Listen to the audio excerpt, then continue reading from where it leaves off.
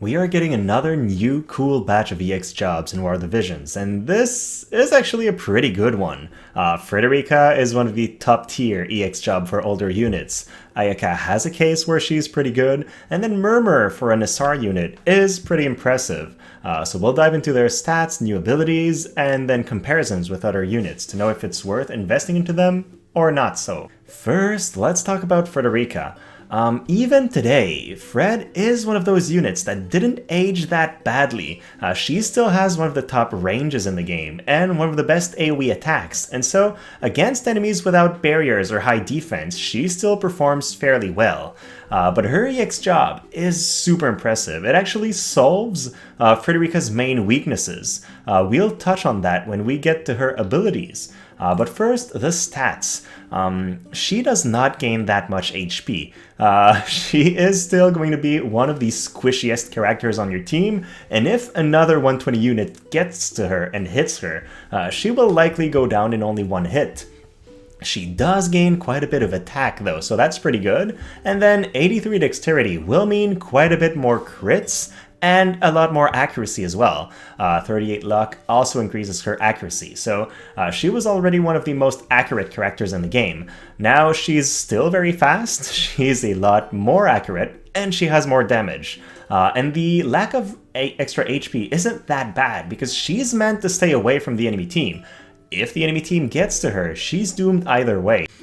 So not getting that much more HP is not a major issue for her. Now, there are three things that hold Frederika back in today's meta. The first is she can't deal with missile resistance. The second is she cannot break barriers. And the third is she doesn't have defense penetration to deal with high defense targets. All of her upgrades solve one of those issues. So she now gains a passive on Concentrate that ignores 40% of the enemy's missile resistance. That means at most, an enemy can have 60 missile resistance against you, and that's if they would be missile immune. So that's a really good upgrade against some enemies. It's now impossible to completely ignore your missile attacks. Then, her Vital Shot, which is not an ability you used to use very often, but now that breaks physical barriers before dealing damage. That means she can now hit Laswell through his Mirage, but also just break barriers in general, so she has a way of supporting your team if you have a team of physical attackers. But also, it allows her to do damage to characters with barriers, so it's a really good upgrade for her.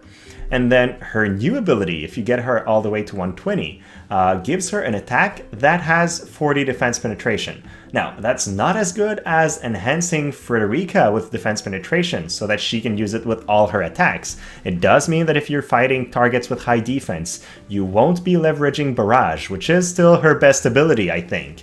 But if you're fighting a tank, she has a way to hurt them now, and that's pretty important. Overall, all those upgrades are great, and since she's an attacker, you definitely want all the stats you can get on her. So I would recommend going for her and going all the way to 120 if you do, because you'll now have a top tier ranged attacker that's impossible to completely stop. She'll be able to deal damage to the enemy teams no matter their defense setup because of all her new kit. So it is a really good one. Now, in terms of comparisons, we don't have any 120 ranged character for now, so it's really hard to compare her to some other units. But let's still take a look. I think Nivlu is the main counterpart to Frederika. What Nivlu has is a lot of supportive abilities through her Time Mage subjob, and then her ability to break barriers, slow the enemy, and dispel their buffs. Frederika with her new job has some defense penetration, just like Nivlu. She can ignore missile resistance, which Nivlu does not have, and she can now break barriers, just like Nivlu. But she doesn't have the Time Mage support side or the ability to dispel, so she still has some aspects in which Nivlu is better than her. Overall, is there a reason to have both on your team? I think so, especially because those two units work really well together. And then if we compare her to Luartha, Luartha used to be the gunner with the highest base attack. At 405, it's really high. Now, Frederika has even more than her, so she has more than a soldier sub-job. It is a very high amount of attack at 416. It's not top tier compared to some units like Oron or like the heavy hitters in the game, but for a ranged attacker, it's very impressive. Now, our second character is Ayaka. She's a unit that aged very poorly in the game. While there are still scenarios where people play Frederika right now, Ayaka is really outshadowed by Yuna, or even the arithmeticians like Ildira and Halloween Little Leela. The main reason for that is outside of her healing and time mage abilities, she does not really deal damage, and we have a lot of good healers now that have decent buffs, can hit really hard, and can also revive and heal. So does her EX job make her unique enough or strong enough that it's worth building her? I'm not sure. She gains a bit more HP, but she's still not that tanky at 2800. She can be one-shot by quite a few enemies. She gets a bit more TP, that's always good because she uses a lot of supporting abilities. Her magic at 535 is super high, so her heals will be incredible. Especially since she gains some healing power-up, as we'll see soon. That would also increase her damage, but she doesn't really have any AoE magic attacks, so I don't feel like that's going to be very impactful for her. She gains a bit of dexterity, a bit of luck, sure. That's not great. The big takeaway here is the extra magic. That's good, she'll leverage that for her heals. And then in terms of abilities, well, she gains an increase on her Doom immunity. That increases her healing power. I don't like that. While increased healing power is great, that's not a passive you would use otherwise, so you're kind of locking yourself into using Doom resistance just so she can heal more. I mean, yeah, healing more is good, but I feel like you're losing something. You would normally never use that passive on her because Doom is just not something that's impactful in War of the Visions. Then her Curaga gets the ability to restore 10 AP for allies as well. That is good, but it's not really game-changing. Usually you're doing that to keep your allies in the fight, and if your ally is using bells, or if they have another way of generating AP, they don't need that extra AP. So it might allow them to use a couple stronger abilities once in the fight, but honestly, it doesn't feel like a very high-impact upgrade. The one I really do love requires you to take Ayaka all the way to 120, and that's her new ability. Right now, there is no character that can give defense penetration to other characters as far as I know. So that's a unique thing that she gains. And then she can also give ally the capacity to absorb the damage they do.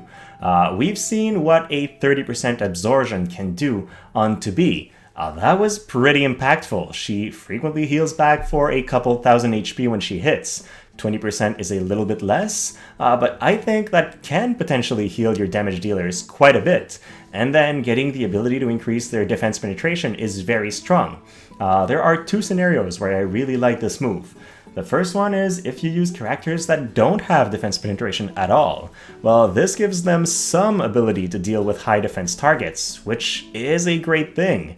But then the other scenario is if you use this on a character with 40% defense penetration, and there are a lot of those in the game.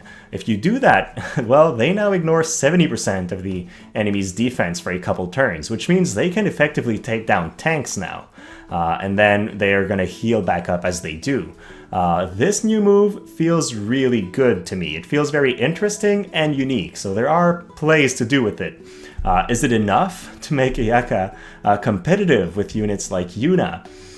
I'm not convinced because it's still very gimmicky, but there are scenarios where it will be an impactful move, so there's that. Now, if we make the stats comparison, Ayaka has about the same HP as Yuna, the same agility, basically the same amount of AP. She has a bit more magic, but she doesn't have the AoE attacks or the super high impact offensive moves to leverage that extra magic. Do I think she's going to be better than Yuna? Well, maybe in some scenarios if you really need the defense penetration or the haste that Ayaka can cast. But in 90% of the scenarios, I would rather use someone like Yuna instead, just because you get those intense AoE attack, the super powerful Aeon Bond, and then a couple other things. I don't think she's as strong as the Final Fantasy X Summoner. Is she going to be better than Arithmeticians, for example? Well, Ayaka still suffers from the fact that outside of her limit break, all her healing abilities have a delay in a cast time, and that's pretty impactful. Units are getting quicker as the game progresses, and then it happens more and more frequently that enemies go while you're still casting your spells. So I think that's a major drawback. You do not want a healer with a delay on their healing right now. You want somebody who can instantly restore HP when it's their turn. And for that reason, I think even level 99 Arithmeticians might perform better in some scenarios than Ayaka would. So overall, I am not that impressed, and it really pains me to say that because I love her design and I love her new ability, but I don't think she is strong even with those. Now our final character is Murmur. She's an SR unit, and originally she wasn't all that impressive outside from her high resistances, which you can see on screen. But with her EX upgrade, she's actually quite impressive. I feel like she's comparable to Liarte, who is a surprisingly powerful character once you get her to 120. First of all, she still has what is her main asset, her high resistances. She's got 10% resistance to every element, 20% to lightning, outside of wind, of course, which is still a weakness for her. But then she has between 20 and 55 resistance for all damage types, so it's really easy to go for resistance builds and leverage that. Now, her HP is still very low, but her EX upgrade more than doubles her HP, so that's not bad. Against enemies that pierce your resistances, you might still survive one hit now before going down. Then she gets a bit more TP and AP, which is pretty important because SRs have really low resource pools in general. And I really love the fact that she gets a ton of extra attack and extra magic. She's sitting at 372 attack, which is not top tier, but is enough to make her physical attacks actually impactful. And then her magic at 468 is pretty competitive. It's around what Yuna's magic is, so that's not bad. She also gains 4 agility, which is very important, but even at 46, she is still very, very slow, so don't count on her acting fast. She gets some more dexterity and 50 more luck. That's very, very important because she suffers from very poor accuracy, and even with those upgrades, expect her accuracy to be on the low side. She will need some support either from abilities or equipment in order to land her attacks against most enemies. Now, her ability upgrades are actually pretty interesting. The first one is on her Stonga. Now, that ability has a cast time, so it's not my favorite. I would have been very happy to see that upgrade on Jamming Thrust. But still, if you land Stonga, you now decrease attack, magic, and, most of all, agility for all targets hit. That is pretty good. It's basically the same impact as a Trinity Break, but in an AoE, and with some damage on top. So if you can land that, you're making the enemy team weaker and slower, and that feels pretty good. Murmur's second ability upgrade is Resistance Break, and that's a physical scaling attack, so it's really good that she got some more attack from her EX job.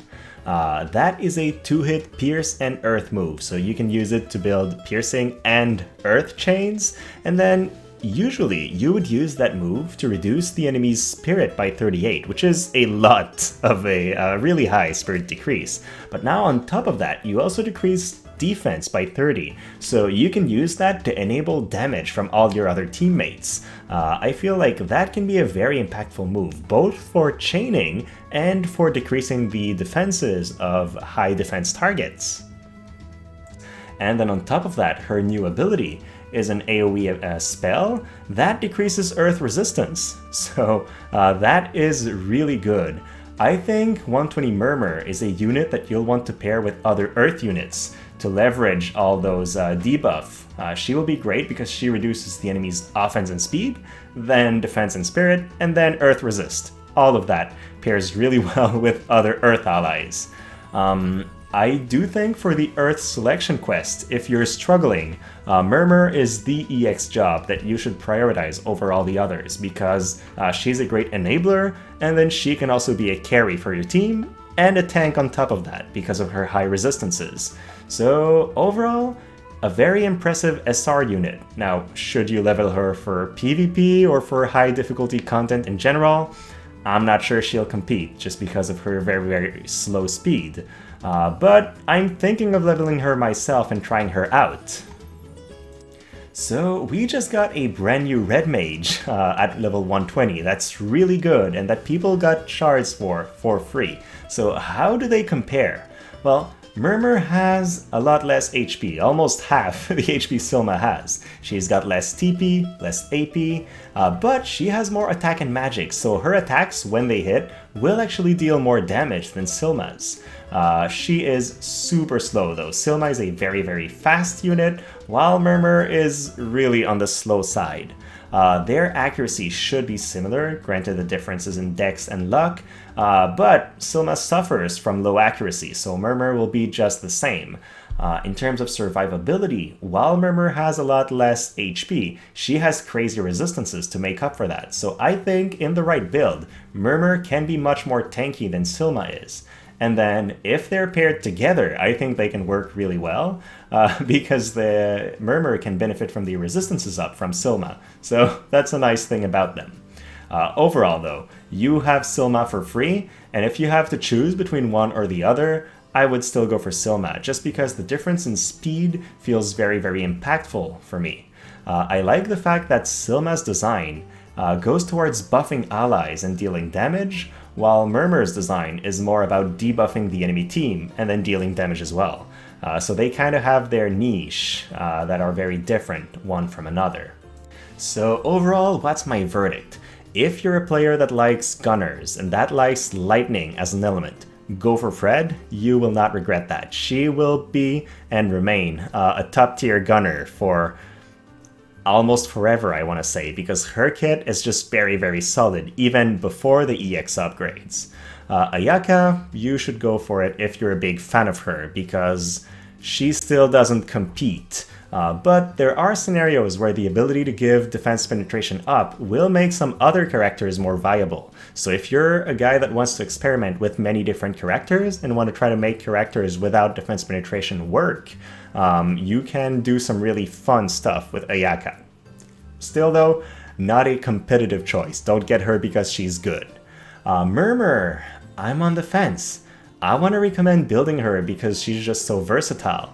But she's not top tier. Again, don't build her because you want to compete in high-level arena or guild war, but build her because you want to experiment with a fun unit. I think for selection quests, for the Earth quest, she will be a carry, and if you get her to 120, she will definitely pull her weight. But there are not that many other quests, I think, where she'll be necessary. So overall, that's my verdict for these three girls. So that was it, guys. Hopefully you enjoyed it and then learned a thing or two. If you did, please like and subscribe. It really helps the channel. And then thank you so much for your time and have a great rest of your day.